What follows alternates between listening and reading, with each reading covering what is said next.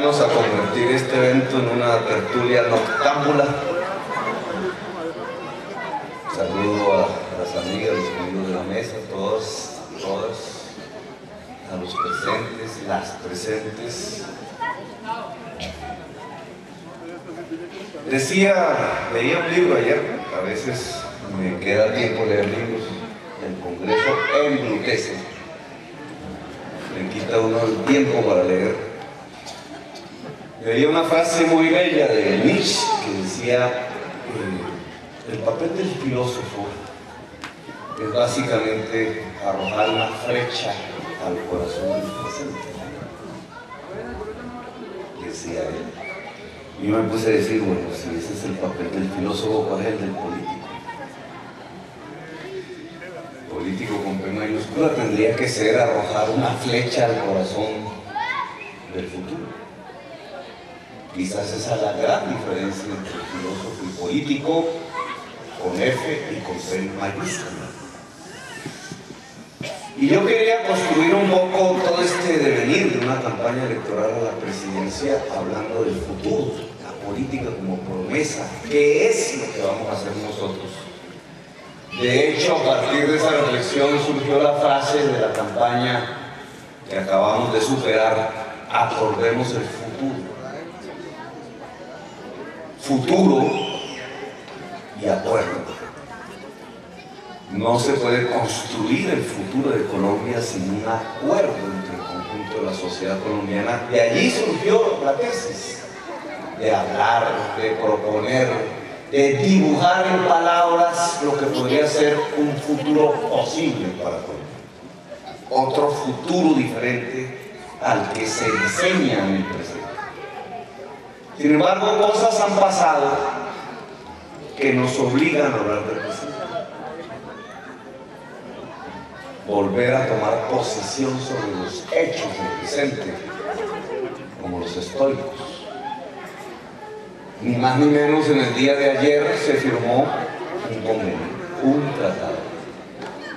Un tratado que, mientras se adelantaba la sesión de moción de censura, otro hecho de ayer, al ministro de Agricultura, por otro tema, tuve que leer allí en el computador que hay en las mesas. Logré leerlo casi en su totalidad rápidamente y descubrimos en ese acuerdo, en ese tratado internacional, lo que se nos había prohibido entender. Ni más ni menos se trata de una ocupación militar de nuestro territorio por tropas extranjeras. Ni más ni menos el Consejo de Estado tenía razón cuando a la prensa le dijo que era un tratado nuevo, que nada tenía con los viejos tratados.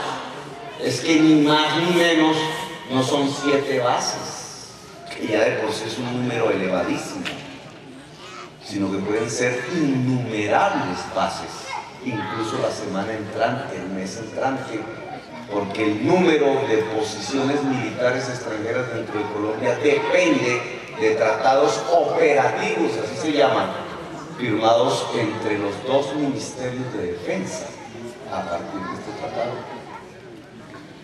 Ni más ni menos que no se trataba de simplemente una posición de tropas extranjeras, sino de su tránsito libre por todo el territorio nacional. Hasta el punto de una de las cláusulas habla de no cobrarles peajes en las carreteras que a todos nosotros nos cobran el peaje.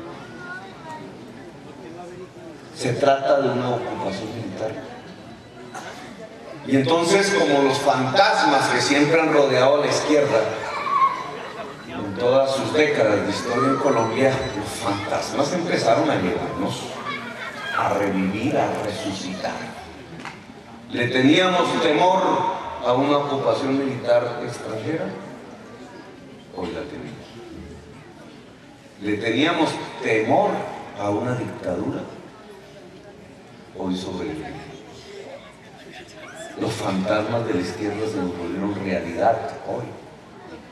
Y por eso tenemos que tomar posiciones políticas, sociales, ideológicas, culturales, al candidato a la presidencia de la República de la izquierda democrática le corresponde como a ninguno hacerlo.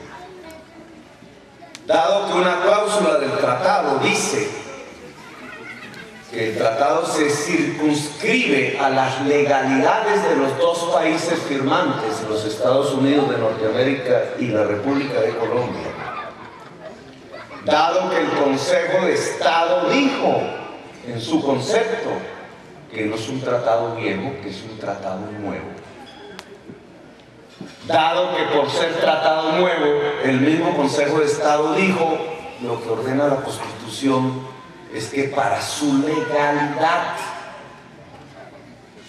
debe tener autorización del Senado de la República porque se trata de un tránsito de tropas. Así el ministro del Interior lo niegue, o sino porque hablan de no cobrar los peajes. Dado esas circunstancias y el hecho de que el gobierno de Colombia se niegue a la autorización del Senado, es decir, a la legalidad del tratado, es decir, a cumplir la Constitución de Colombia, el tratado no es válido,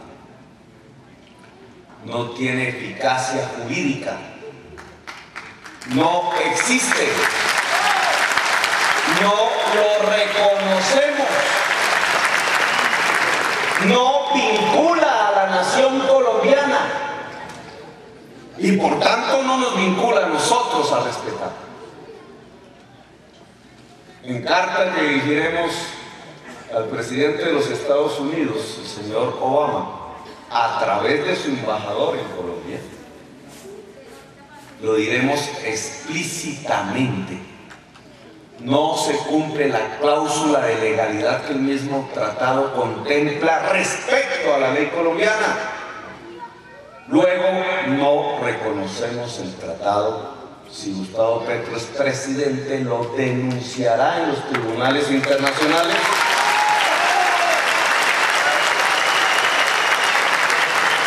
Lo que tiene una consecuencia práctica.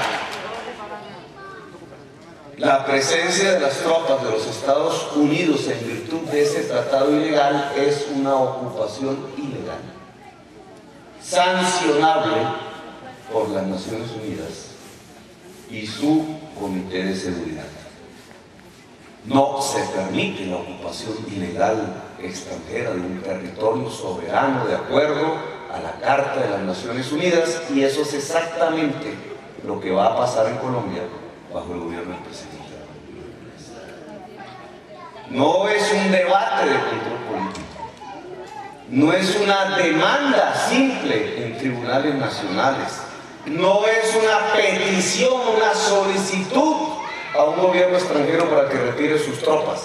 Simplemente por el solo hecho de haber roto la Constitución Nacional al impedir la autorización del Senado de la República, el gobierno de Colombia hizo ilegal el tratado y por tanto hace ilegal la presencia de las tropas extranjeras que de colaboración se convierten en ocupación. No lo reconocemos. Y precisamente en el día de ayer, otro hecho del presente que no será del futuro, también nos invitaban a la votación de la moción de censura del ministro de Agricultura. Hechos que no es del caso repetir, fueron mostrados tanto por el Polo Democrático como por el Partido Liberal sobre el sentido, la dirección, la flecha arrojada